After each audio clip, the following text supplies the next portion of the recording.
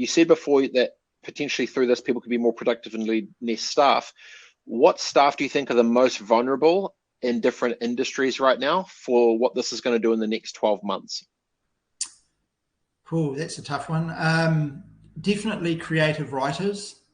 Um, I'd be a bit worried. I think unless um, newspapers, people that write articles for newspapers embrace this, they're potentially got problems coming their way. It also can rewrite. So that's at the moment you see that all the time. You go to one news website and then you see the same article on another news website, and often it's quoted verbatim. This offers an opportunity for them to take an article and rewrite it in a different voice or a different way. So yeah, creative writers, especially the lower level ones, the higher level ones are gonna do well. Same with marketing. People that generate marketing material, what posts for Instagram or YouTube or anything like that, are going to become more productive and going to need less virtual assistants to help them, or less staff. When you start talking about retail, there's no reason why you can't use it to write descriptions for retail products on an e-commerce store. There's no reason why you can't use it to analyze reviews and find out patterns. Like you can feed it 1,000 reviews and then ask it to cluster them into groups, and then it creates, you say maybe 4 groups, and then you can say what's common with this group of people, and they say the switch doesn't work.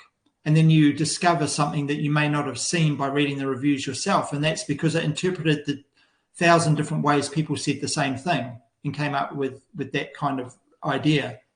So clustering will be really good. So there's that. From a meta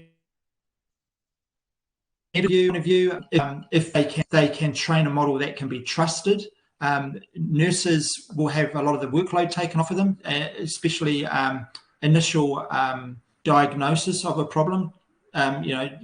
Tearing people into layers so the emergency department knows who to deal with and who not to deal with first, that kind of thing. This is all still being developed. There's nothing in that area right now.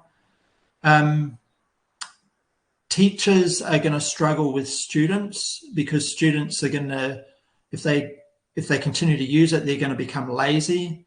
I hate to say that. They're going to use the resource, which is great. I mean, that's the future anyway, but they need to find ways to teach students how to use the resource to be beneficial and not just get an A grade.